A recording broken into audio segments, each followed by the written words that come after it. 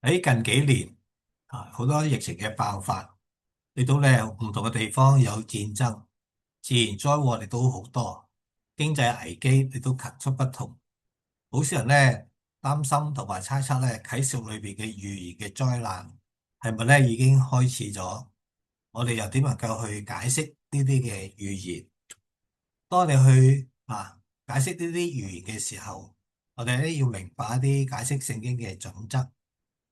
一般嘅準則，我哋要知道咧，每卷書嗰個歷史嘅背景，啟示錄係寫喺咧一班嘅信徒受到好嚴厲逼迫嘅境況，佢哋咧睇唔到好似神嗰個嘅出現，所以啟示錄係為咗針對呢一班信徒嚟去寫成。另外咧，每卷書嘅結構、句子嘅文法，我哋都要去認識而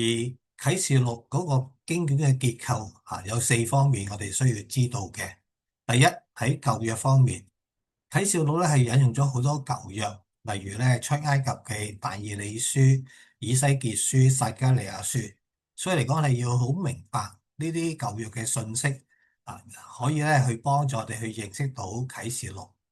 第二咧就係啟示錄一個特色，就係天上地下。喺第四、第五章係講天上嘅情況，去到第六章裏邊，佢又講翻咧喺地上嗰六個印嘅裏邊，成個啟示錄嘅對比就係咁樣。而第三方面結構係好重複嘅陳述啊，七印、七號、七碗都係一個咧好重複陳述，去表達呢一個嘅末後嘅災難嗰種嘅嚴重性。然後第四係象徵，啟示錄係一個啟示文學，會用好多物件或者事物去象徵着某一個意義，所以你要知道咧喺當時猶太人對呢啲事物你去點樣睇法？喺啟示錄裏邊第六章裏邊係講到六個印，喺第一到第八節裏邊係四個印。喺呢四個印裏邊，我哋睇到咧神係災難嘅掌管者。呢六個印裏邊一個好共同嘅特色就係咧，先係羔羊切開印，先至可以能夠出嚟。然後第二咧就聽到一個四活物，呢個四活物就喺第四章、第五章入邊敬拜，喺天上敬拜呢啲嘅天使。然後呢個四活物就對嗰啲馬嚟去講你來，咁嗰啲馬就出現啦。所以俾我哋睇到一樣嘢，就係呢個災難掌管者係喺耶穌基督嗰度。如果耶穌基督唔開印嘅時候，嗰啲馬咧就唔能夠出嚟嘅。喺第一個印裏邊就係白馬啦。喺第二節，我睇見羔羊揭開七印中第一印嘅時候，就聽見四活物中一個活物聲音如雷，你來，我就觀看，見有一匹白馬，騎喺馬上嘅拿着弓，並好冠冕賜俾佢，佢就出嚟勝要留勝。當你睇到馬嘅時候，呢四匹馬，你會諗起舊約裏邊有邊卷書咧？好明顯喺舊約裏邊，撒迦利亞書裏邊就出現咗有四隻馬喺第六章一到三節裏邊，而白馬係呢四匹馬裏邊最大爭議究竟係代表咗乜嘢？第一個解釋白馬就係耶穌基督因為咧帝王騎嘅馬就係白色。第二佢有冠冕，第三咧佢出嚟勝了又勝同19章11到13節嘅基督同係騎白馬得勝又係一樣。但係我哋要知道咧，有冠冕賜給他呢個賜給他就表示佢嘅權力係好有限，佢係被賦予嘅，唔係自有永有呢個權柄。同時呢度嘅冠冕係指一個得勝者嘅冠冕，一個桂冠或者花冠，係用嚟獎勵競技場裏邊贏咗嘅人一個嘅禮物。而呢個嘅冠冕同19章12節描述耶穌騎白馬嗰個嘅冠冕嘅字係唔同。19章12節係一個皇冠，所以呢一度嚟去睇翻嘅時候，白馬騎住白馬嘅就同耶穌基督好明顯有分別，所以嚟講就唔係耶穌基督。第二個說法就係假基督四活物嘅口氣唔係好似佢基督發出嚟，因為係一個命令啊。而死活物喺個地位上係低過耶穌基督，而同時佢只係拿弓冇攞箭啊。通常弓同箭係並提嘅啊，表示係虛張聲勢。而喺第二節嘅下半節更加好嘅譯法就係佢就出嚟以勝利者嘅姿態去贏取勝利。所以呢一個描述就係講緊去模仿主耶穌基督，就係逆基督。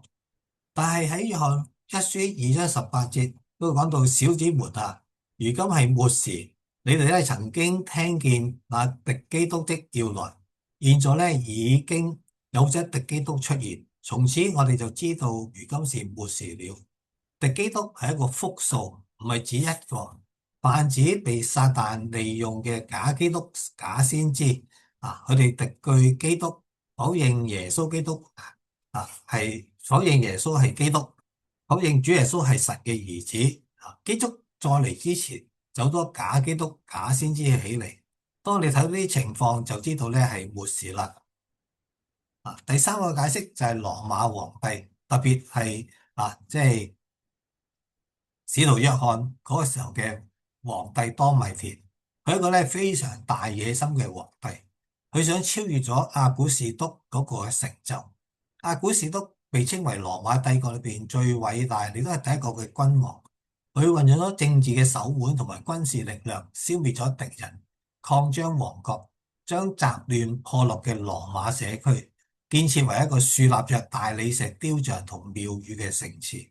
羅馬人極崇敬呢個阿古士督，稱佢為聖父同人類嘅拯救者。第四嘅解釋係象徵咗征服同埋軍事力量。弓喺舊約最早出現喺創世紀第9章13節，彩虹係同一個字，象徵着神同挪亞同埋地上萬物之間所立嘅和平條約。所以弓有象徵和平嘅約，但同時弓亦代表着軍事力量。喺耶利米書51章56節，呢個係行毀滅嘅臨到巴比倫。巴比倫勇士被捉住，佢哋嘅弓折斷了，因為耶和華施行報應嘅神，必定施行報應。當時羅馬人所記嘅大敵係帕提亞人，佢哋咧係喺羅馬嘅時候係興起咗喺羅馬帝國嘅東部邊境，成為羅馬一個最大嘅敵人。到咗公元62年，有一件咧好奇怪嘅事情，就係對羅馬軍隊喺戰役裏邊直接向呢個帕提亞王投降。呢啲帕提亞戰士都係騎住白馬，係世界馳名嘅弓箭手。所以如果從當時嘅背景嚟去睇，約翰洗殿嘅白馬就係代表着呢個戰爭。第二匹馬係紅馬，羔羊揭開第二個印嘅時候，就聽見第二個四活物就講你來就另有一匹馬出來，係紅色嘅，有權柄賜給了那騎馬的，要從地上奪去太平，使人彼此相殺。佢又接受咗一把大刀。紅色嘅原意係火一樣嘅顏色，喺啟示錄係象徵着邪惡或者係流血。同騎紅馬嘅人嘅權柄就可以知道喺地上奪去咗太平，使人咧彼此相殺。又有一把大刀賜俾佢，可以知道咧紅馬係指地上嘅戰爭殺戮呢個地上裏邊從此咧唔能夠得安寧。喺當時嘅背景裏邊喺早一啲嘅時期，喺大希律統治嘅時候，主前67到37年，呢30年間已經有10萬人因為唔成功嘅革命而被屠殺。而第二喺公元後61年，羅馬帝國時期不列顛嘅愛西尼部落女王呢一個布迪西亞叛變羅馬，羅馬大軍嚟去攻打布迪西亞咧就戰敗咗，佢就自盡。但係佢嘅人民有15萬人，你就被羅馬軍屠殺咗。描寫猶太人描寫末世嘅時候，其中嘅主要景象就係人類之間彼此嘅瓦解，互相嘅殘殺。以賽亞書19章2節裏邊就講到弟兄攻擊弟兄，鄰舍攻擊鄰舍，這城攻擊那城，這國攻擊那國。第三筆嘅黑馬就係饑荒。羔羊揭開第三印嘅時候，就聽見第三個活物說：你來，我就觀看，見有一匹黑馬，騎在馬上的手拿着天平。我聽見四個活物中似乎有聲音說：一個銀幣賣一升麥子，一個銀幣賣三升大麥，酒和油不可糟蹋。呢一個嘅黑馬裏邊代表着饑荒嘅情況，但係又冇一個咧即係死亡嗰個嘅描述喺當中，因為仲有麥子食不過油和酒咧就唔可以糟蹋啦。麥子、酒同埋油喺巴勒斯坦係三種主要嘅土產每逢描寫地上所出物件嘅時候咧，都係會嚟去名單嘅裏邊。喺當時一錢銀紙係一個人嘅薪酬，可以咧賣到8至16升麥子，或者3至4倍大麥。喺當時一錢銀紙只能夠買到1升嘅麥子，或者係3公升嘅大麥。如果一個人買呢個小麥，就只能夠自己食啫。如果買大麥，就可以夠一家人食，就唔可以賣其他人。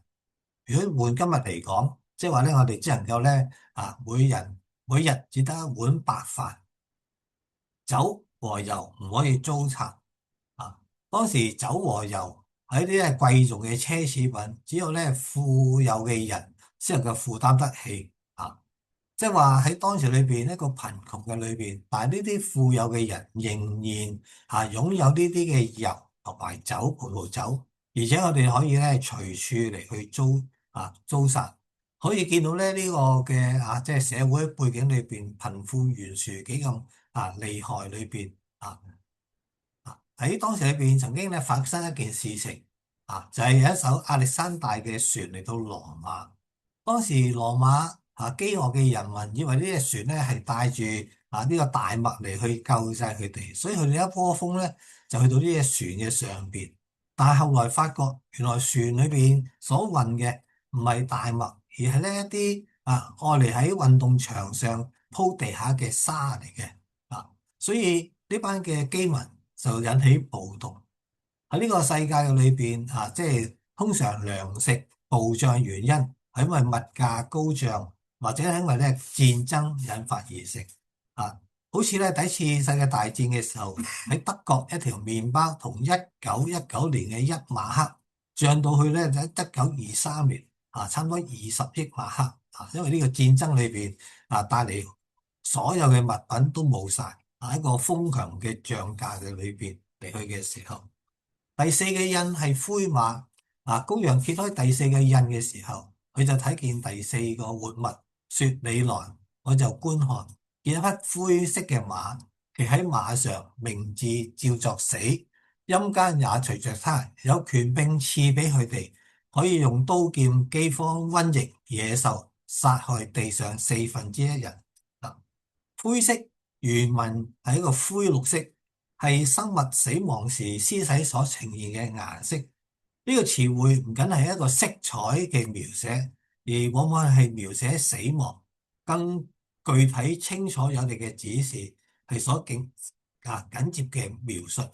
死亡同陰間喺啟示錄出現咗4次，兩者都係一個擬人化嘅跡象，意指死神。亦都係4匹馬裏邊唯一有一個清楚嘅名稱就叫死亡。佢能夠有嘅權柄能夠殺害1/4人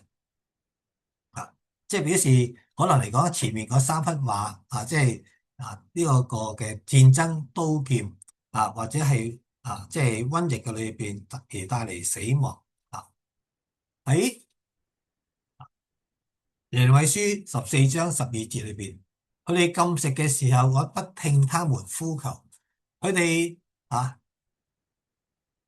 獻燔祭和素祭，我也不悅納，我卻要用刀劍、饑荒、瘟疫滅佢哋。以西結書講，主耶和華如此說：我若因4樣嘅大災，就係刀劍、饑荒、惡獸、瘟疫降喺耶路撒冷，將人與牲畜從其中剪除，豈不是更嚴重麼？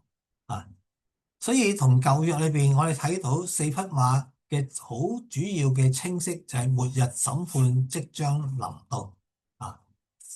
喺舊約裏邊，神預言刀劍、饑荒、瘟疫啊！喺啟示裏邊呢四匹馬裏邊啊，就係表達緊舊約嗰種嘅色彩喺當中。而好特別就係當約翰寫完啟示錄之後嘅60年，羅馬帝國就發生一場安東尼大瘟疫，死亡嘅人數啱啱就係羅馬人口嘅1/4，就好似咧同啟示錄所講嘅係預言嘅吻合一樣。然後第五個印裏邊6章9到11節，似乎喺沉默中有神嗰個嘅獎賜。羔羊揭開第五個印嘅時候，我睇見喺祭壇底下有為神嘅道，並為作見證而被殺人嘅靈魂，大聲喊着說：神聖真實嘅主宰啊，你不審判住在地上嘅人，為我們所流嘅血伸冤要到幾時呢？於是有白袍賜給他們各人，又有話吩咐他們還要歇息片刻，等到與他們同作僕人的和他們嘅弟兄像他們一樣被殺人嘅數目夠足嘅時候。有一本書叫做《沉默》，係一個日本嘅作者遠藤周作所寫嘅。佢嘅內容係指一班忠心嘅信徒受到逼迫患難傳教士為福音殉道嘅時候，神點解好似咧寂默不語？好似詩篇22篇1到2節，我嘅神，我嘅神，你為什麼離棄我？我哀號求助，你為什麼不來幫助我？我嘅神啊，我白天呼救不回答，我夜間哀求也不得到哀息。喺第5到第7日嘅異象裏邊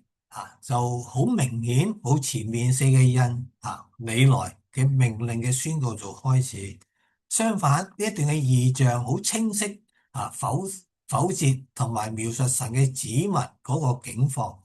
可以見到前4印同後3印嘅脈絡喺度轉變咗啦。冇宣告嘅命令，亦都冇因為呢個4個活物已經完成你引發災難嘅任務。而4位騎馬者亦都已經不需要再出現。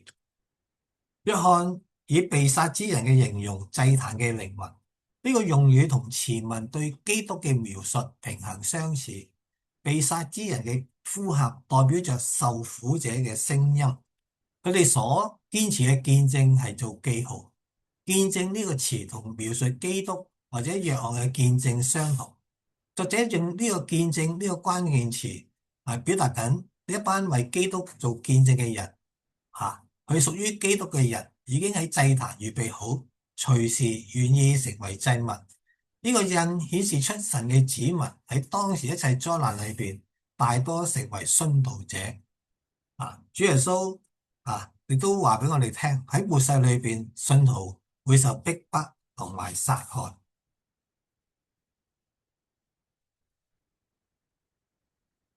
嗰啲被殺嘅靈魂喺祭壇底下，呢幅景象係直接係從聖殿獻祭嘅實情搬過嚟。對於猶太人嚟講，獻祭最神聖嘅一部分就係血，血代表生命，而生命係屬於神，所以嚟講，佢哋對血嘅獻祭必須遵照特別嘅規則去做。換言之，血係獻在祭壇底下，殉道者嘅靈魂喺祭壇底下，就係話佢哋嘅生命流出嚟，係將血獻俾神。呢個異象嘅重點裏邊唔係在於審判嘅形式或者審判嘅確定，而係主要針對地上嘅人提出控告。呢啲住喺地上嘅人逼迫基督徒殘害佢哋，所以嚟講神要喺審判佢哋。異象繼續帶出呢一個白衣嗰個嘅殉道者。白衣原文係一個白色嘅長袍，係象徵潔淨，強調一個新嘅身份。白衣嘅出現咧，帶出啟示錄經文之間嘅關係，因為白衣就係約翰對別巴摩教會同埋撒狄教會得勝嘅描述。呢啲殉道者一方面得勝咗妥協嘅異端，另一方面克服咗不長進。等等呢個詞係表示患難嘅時候，唔係永遠嘅。白衣呢段時間會獲得獎賞同埋最終嘅得勝。信徒嘅努力同埋見證唔會徒然嘅。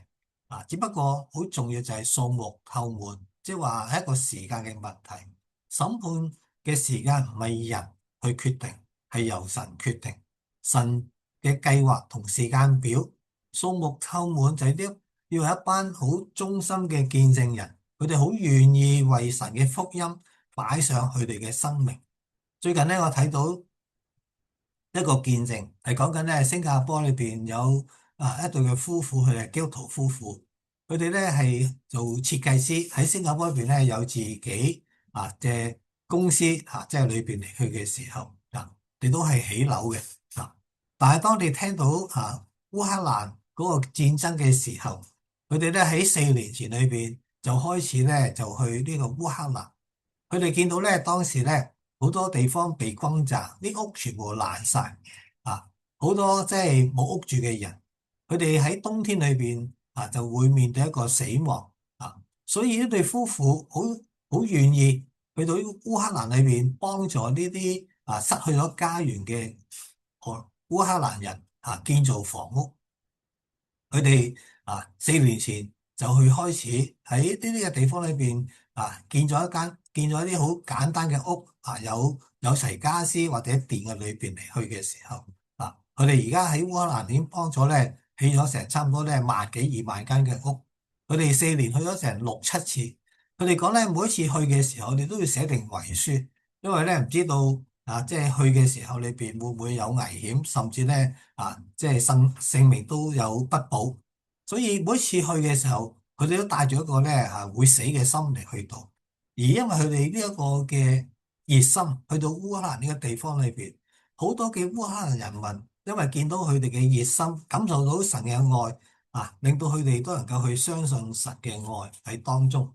呢一個就係我哋作為一個基督徒裏邊對神嗰種嘅願意將自己生命嘅擺上，雖然甚至犧牲咗自己生命，但我相信將來裏邊會得着神俾我哋有白衣嘅獎賞。而第6個印嘅裏邊就係天災，係神嘅管教，亦都顯出人嘅剛硬。喺呢個第6個印裏邊嘅時候，我哋睇到一個特色裏邊就係即係有地日頭滿月天上嘅星辰都係會有呢個發光嘅裏邊12到14節裏邊提到天地日頭月亮星辰山嶺海島7樣嘅事物亦都喺後邊會有7個嘅人物做一個對比嚟去表達出嚟地大震動，日頭變呢一個日頭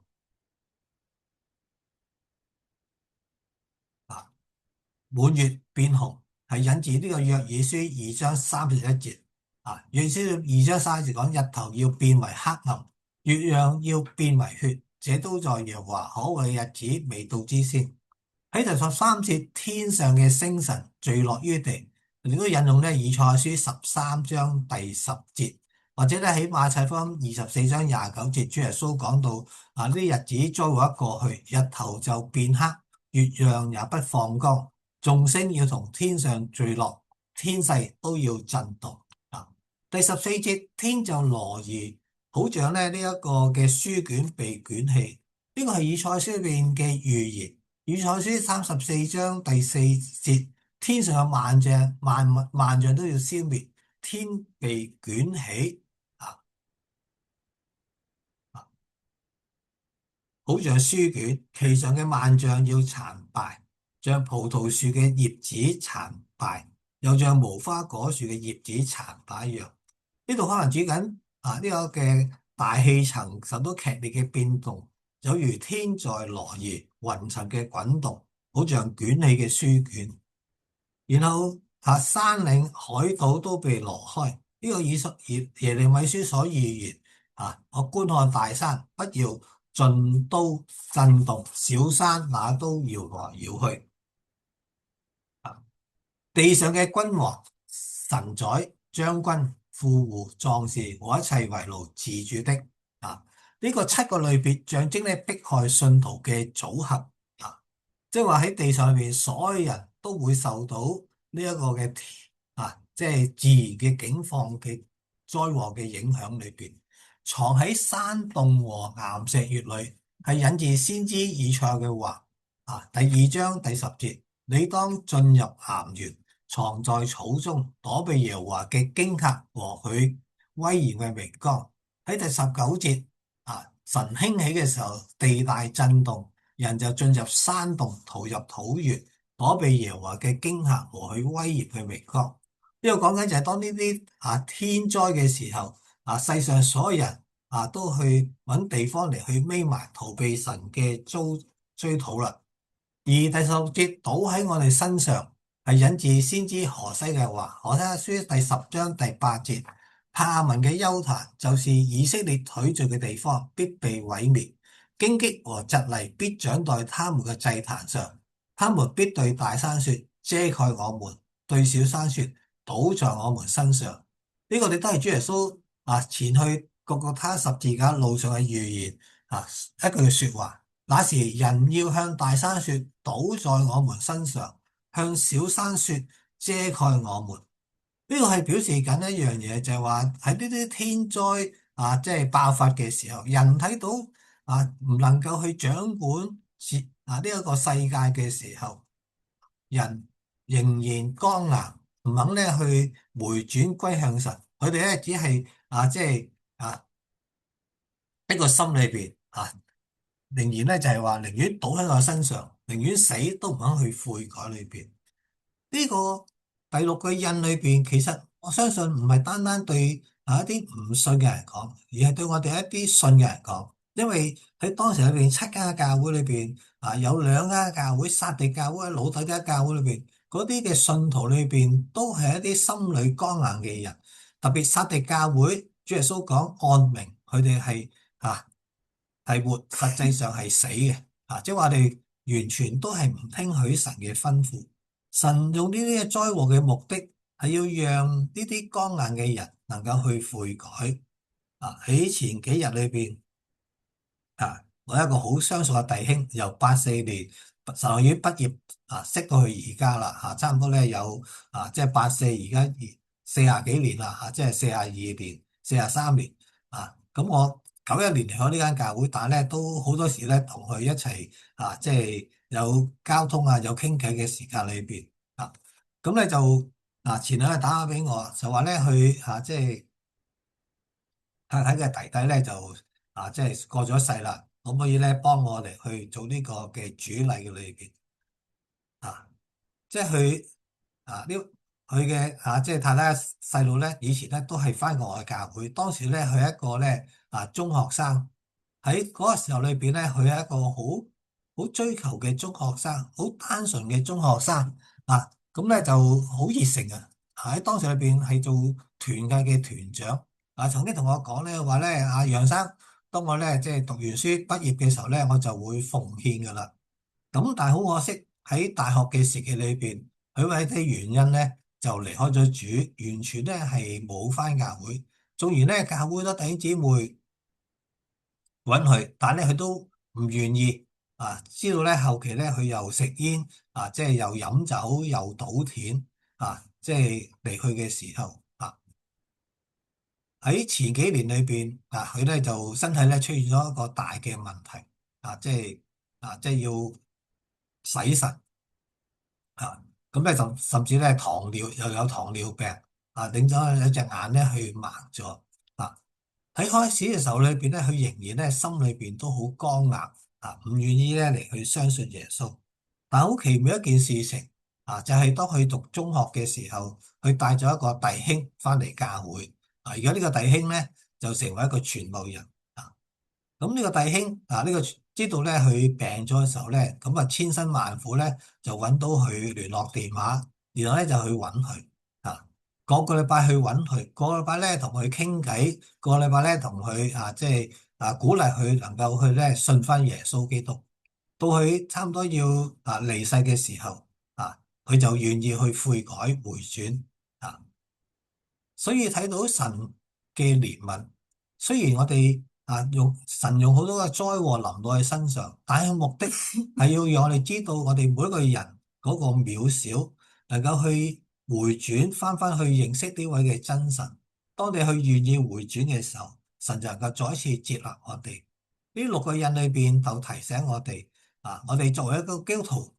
我哋要努力去傳福音，甚至願意擺上我哋生命，因為滿足數目，即係表示呢個福音傳遍普天下嘅時候，主耶穌就會嚟到。神期望萬人得救，不願意一沉淪。唔知道弟兄姊妹，你有冇一個心志願意，好似呢個新加坡呢對夫婦咁樣，睇到人嗰個需要，而甘願將自己嘅生命嚟去擺上，求主祝福我哋，幫助我哋，阿門。